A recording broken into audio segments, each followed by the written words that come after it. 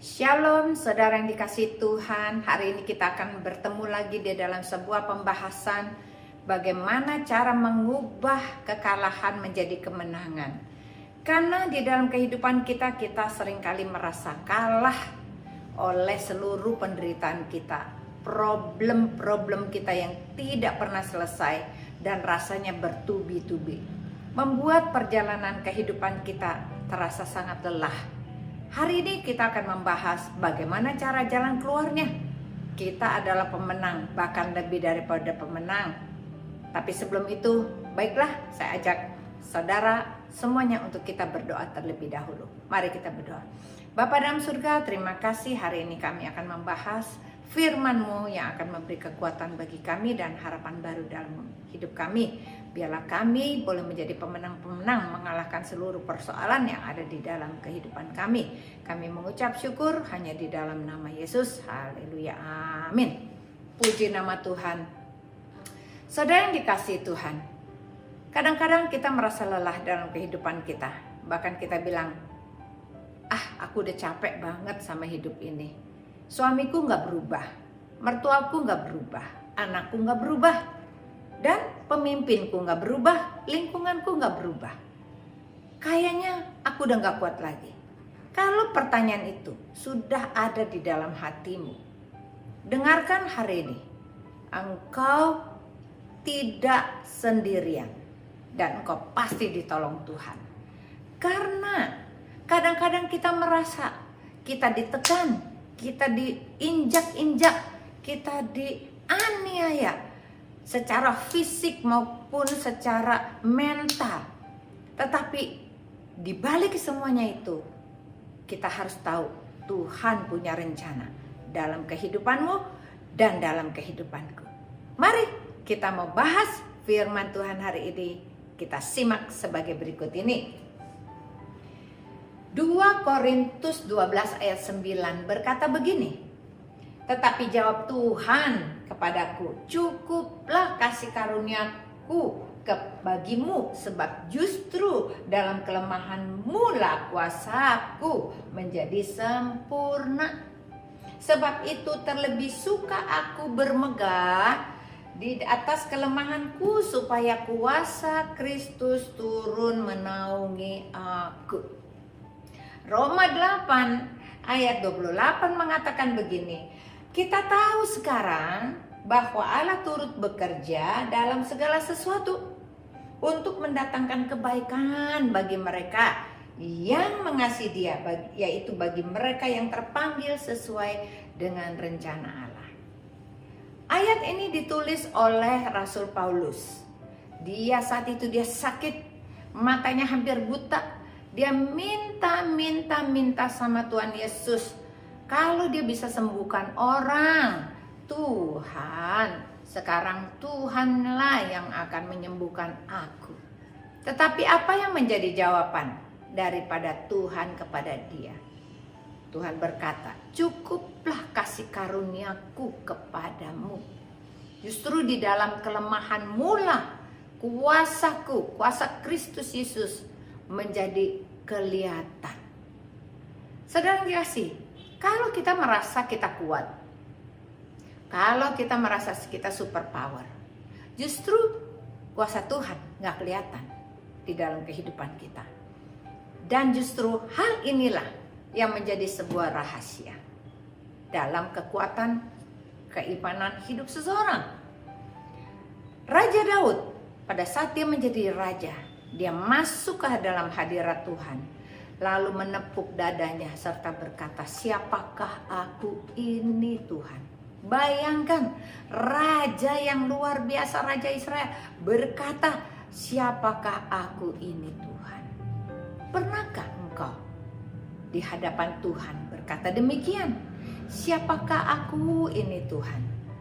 Supaya aku mendapatkan belas kasihan-Mu, supaya Engkau pakai aku di dalam kehidupanku, untuk keluargaku, untuk teman-temanku, untuk lingkunganku, untuk suami, untuk anak, untuk orang tua, untuk ipar, untuk mertua. Semua kalau itu kita lakukan, sesuatu terjadi dalam kehidupanmu. Ternyata Tuhan itu senang sama orang yang rendah hati. Orang yang selalu memerlukan pertolongan dari Tuhan. Dan tidak berkeluh kesah atas semua apa saja yang ada di lingkungannya. Kadang-kadang Tuhan izinkan engkau sakit. Tapi biarlah di dalam engkau sakit, engkau selalu mengucap syukur. Dapatkah engkau melakukannya? Tuhan selalu berkata tentang sebaliknya dalam kehidupan kita. Pada saat orang jahat sama kita, Tuhan berkata, balaslah kejahatan dengan kebaikan. Kalau kita sakit, kita mengucap syukur. Kalau kita susah, kita mengucap syukur. Kalau orang jahatin kita, kita mengucap syukur. Kalau suami kita memberikan kata-kata yang gak enak, atau istri kita mendengarkan kata-kata yang enak, kita mengucap syukur. Dalam lingkungan kita, gak ada sesuatu pun yang baik. Tuhan berkata, karena rumahmu bukan di dunia, rumahmu yang sebenarnya ada di surga. Oleh karena itu pikirkanlah perkara yang di atas, bukan yang di bumi. Karena segala sesuatu Tuhan izinkan terjadi di dalam muka bumi ini untuk kebaikan bagi mereka yang mengasihi Tuhan dan yang terpanggil sesuai dengan rencananya. Bukankah engkau dan aku terpanggil dalam rencana Tuhan? Supaya kita menghidupi hidup kita ini bukan dalam keadaan kelemahan, tetapi di dalam kemenangan. Bagaimana caranya? Mari kita ajarkan dan simak satu persatu. Hal yang pertama yang harus kita belajar, kita harus siap menghadapi kenyataan. Ada firman-Nya. 1 Korintus 10 ayat 13. Pencobaan-pencobaan yang kamu alami ialah pencobaan-pencobaan yang biasa, yang tidak melebihi kekuatan manusia. Sebab Allah setia, dan karena itu Ia tidak akan membiarkan kamu dicobai melampaui kekuatanmu. Pada waktu kamu dicobai, Ia akan memberikan kepadamu jalan keluar, sehingga kamu dapat menanggungnya. Bagaimana saudara yang dikasihi Tuhan? Bagaimana hati kita? Siapkah kita menghadapi kenyataan? Karena kenyataan itu kita nggak bisa rubah dalam sesaat. Kita minta seseorang tuh langsung berubah jadi baik, nggak bisa. Terimalah keadaan, bahkan rubah mindset hati kita untuk melakukan hal-hal yang lebih baik. Tuhan selalu berkata, balaslah kejahatan dengan kebaikan. Apa yang kau terima? Perkataan tidak baik, berkatalah yang baik. Ucapkan terima kasih. Kalau kita ditekan dan dianiaya, kita balaslah dengan perbuatan yang baik.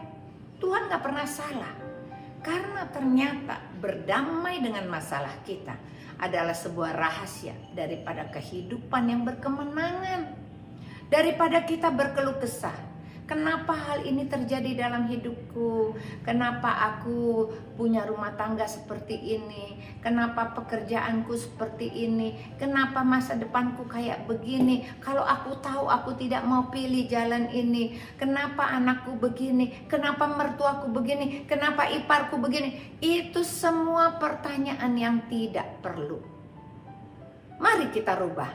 Kita tidak lagi bertanya, tetapi kita justru mengucap syukur dan mendoakan mereka satu persatu. Siapkah engkau? Maukah engkau mendoakan musuh-musuhmu? Bisakah engkau mengampuni mereka dan tidak menghitung kesalahan mereka lagi? Bisakah engkau mengubah keadaan yang menekan engkau setiap hari, yang menjadi pressure, yang menjadi sangat beban berat itu, mengubahnya menjadi suatu berkat? Bahkan engkau akan mengasihi Tuhan lebih dalam lagi, bahkan lebih lagi, terus menerus hanya ingat kebaikan Tuhan, hanya ingat kebaikan Tuhan, hanya ingat kebaikan Tuhan.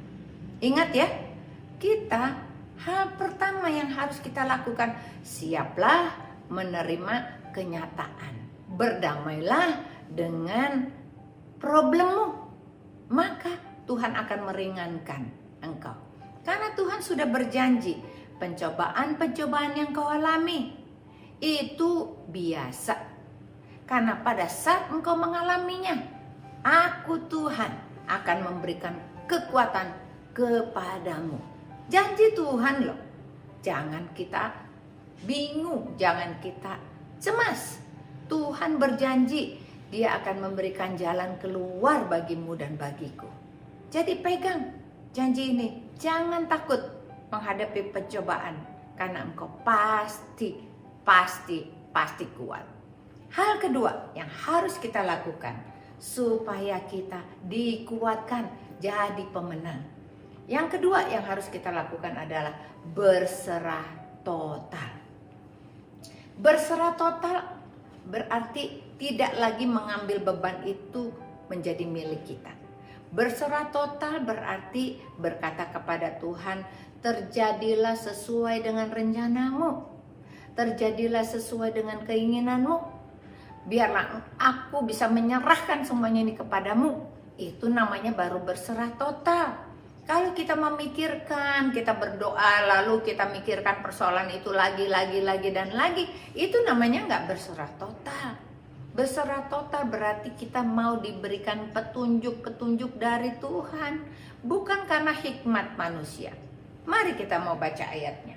Amsal 3 ayat 5 berkata begini, percayalah kepada Tuhan dengan segenap hatimu, dan janganlah bersandar kepada pengertianmu sendiri.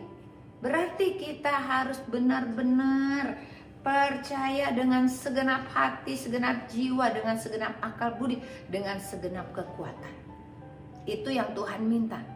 Kalau kita sudah percaya, kita jangan lagi berpikir-pikir dengan cara berpikir kita, karena kita tidak mampu menembus pikirannya Tuhan. Ini kita harus resapi, firman ini benar, iya dan amin. Lalu kita baca lagi Matius 11 ayat 28, 29 dan 30 yang berkata begini.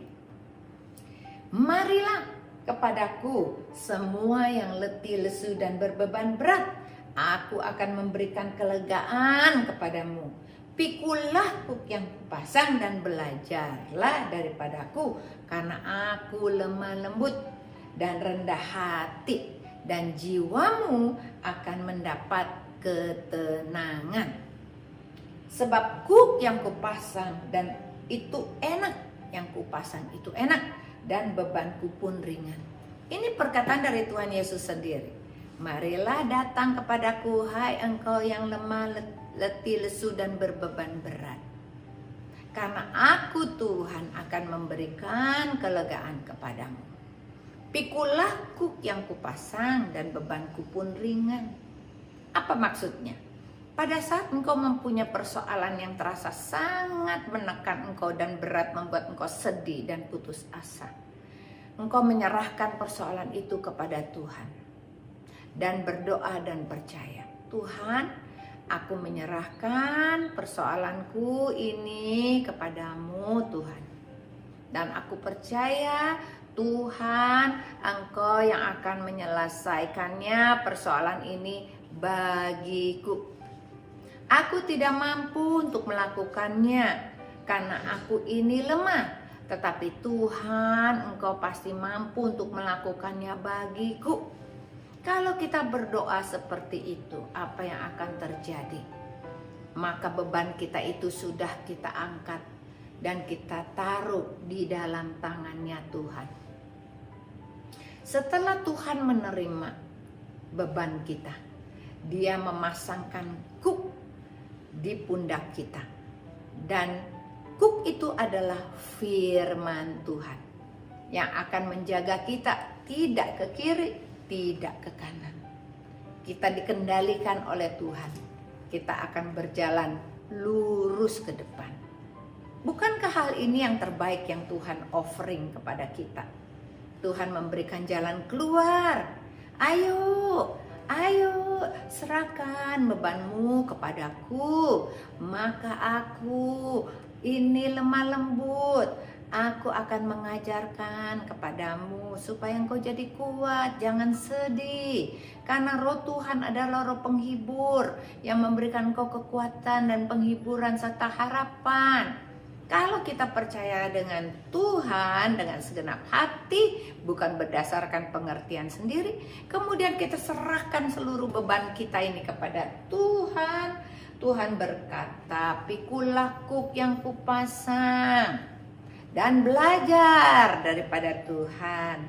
Kenapa? Karena Tuhan itu guru yang baik. Dia bilang begini, nak, penderitaanmu tuh gak seberapa. Engkau belum dicambuk sama seperti aku. Engkau belum disalib, belum mencucurkan darah, sampai dipaku tangannya, kakinya. Engkau belum dicemooh sama seperti aku, diludahin, dipakaikan mahkota duri. Jadi Tuhan Yesus bilang, belajarlah daripadaku. Karena Tuhan Yesus itu sudah lebih menderita daripada kita. Bukankah emang halnya, kenyataannya seperti itu? Berarti penderitaanmu Tuhan tahu. Tuhan sudah mengalaminya yang lebih berat sekali. Belajarlah daripadaku, karena aku ini lemah lembut dan rendah hati. Karena Allah Roh Kudus itu akan ngajarin kita sabar. Sabar atas penderitaanmu, sabar saja. Dan serahkan kepada Tuhan. Apa yang menjadi tugas kita? Duduk diam. Kita memuji, kita menyembah, kita berdoa, dan kita berharap. Kita memikirkan perkara yang di atas, bukan yang di bumi. Itu hal yang kedua yang harus kita lakukan, yaitu kita harus berserah total. Hal ketiga yang kita mau belajar hari ini adalah tetap bertahan dan tidak menyerah. Bisakah engkau tetap bertahan? Sedikit waktu lagi engkau akan jadi pemenang, bahkan lebih daripada pemenang. Firman Tuhan mengatakan begini, 1 Korintus 9 ayat 24. Tidak tahukah kamu bahwa dalam gelanggang pertandingan semua peserta turut berlari, bahwa hanya ada satu saja orang saja yang mendapat hadiah. Karena itu larilah begitu rupa sehingga kamu bisa memperolehnya. Hidup kita adalah sebuah gelanggang pertandingan. Bisakah engkau berlari dan berlari pada tujuan? Tujuanmu apa? Mendapatkan hidup yang kekal. Jangan berhenti di tengah jalan lalu berkata capek. Aku udah capek, aku gak mau lari lagi, aku gak mau jalan. Aku mau duduk diam aja, udah menyerah aja dengan semua keadaan. Tuhan bilang no. Kau harus bangkit. Kau harus berjalan dan berlari menuju tujuanmu, yaitu memperoleh hidup yang kekal. Kalau saat kita ingin memperoleh hidup yang kekal, kita tidak boleh kalah akan semua pencobaan. Jangan menyerah. Tuhan sudah sediakan dan membentuk engkau jadi pemenang. Jangan putus asa, jangan cemas, jangan takut. Jalan terus, bahkan engkau berlari dengan kencang supaya engkau memperoleh hadiah. Hadiahnya apa? Hadiahnya adalah mahkota kehidupan yang Tuhan sudah sediakan bagimu dan bagiku. Ayat terakhir yang kita mau belajar, Matius 24 ayat 13 dan 14 berkata begini. Tetapi orang yang bertahan pada kesudahannya akan selamat. Dan Injil Kerajaan ini akan diberitakan di seluruh dunia, menjadi kesaksian bagi semua bangsa-bangsa. Sesudah itu barulah terjadi tiba kesudahannya. Tuhan Yesus datang kedua kali. Hari-hari ini adalah hari-hari yang jahat. Kalau kita nggak siap memakai pedang roh dan perisai, hidupmu kalah terus. Tuhan bilang bertahan sampai kesudahannya. Kalau engkau mendapat percobaan, suamimu gak berubah, anak gak berubah, mertua gak berubah, bertahan aja sambil terus berharap dan berharap, berdoa, nanti suatu hari Tuhan akan menjawab doamu. Sesuatu terjadi, perubahan itu terjadi. Siapkah engkau untuk bertahan menunggu jawaban Tuhan? Jangan kita tergesa-gesa, jangan cari orang pintar, jangan pakai pengertianmu sendiri. Engkau percaya saja Tuhan itu baik, Tuhan itu setia. Dia berkata, kalau kita terus berlari kepada tujuan, Tuhan tuh melihat dari surga, melihat usahamu dan usahaku. Ternyata orang ini luar biasa. Di tengah-tengah gencatan, di tengah penderitaan, dia tetap tekun dan tidak pernah putus asa mencari wajahku. Dan pada saat kita mencari wajah Tuhan, Tuhan berkata, aku akan menemukan dia. Bukankah hal ini yang engkau harapkan? Dan kita semua harapkan, supaya engkau menjadi pemenang. Engkau menjadikan kekalahan, mengubahnya kekalahanmu menjadi kemenangan. Inilah orang-orang yang Tuhan cari, yang bertahan sampai kesudahannya. Dia akan selamat. Dan Injil Tuhan akan diberitakan karena engkau menjadi pemenang, bahkan lebih daripada pemenang. Mari saya ajak kita berdoa. Bapa dalam surga, terima kasih firman-Mu yang menguatkan kami, memberi harapan baru dari kami, sehingga kami merasa beban kami tidak lagi terasa berat, tapi kami sudah serahkan semua beban kami ke dalam tangan-Mu. Jadilah Tuhan dan Raja dalam kehidupanku, pertolongan-Mu nyata bagi semua yang mendengarkan firman ini. Kami percaya Engkau meteraikan dengan kuasa darah anak domba Allah, dan tidak akan pernah keluar lagi dari hati kami dan menjadi rema dalam pegangan hidup kami. Terima kasih di dalam nama Tuhan Yesus. Kami semua yang sudah diberkati Tuhan, kita semua katakan amin. Tuhan Yesus memberkati.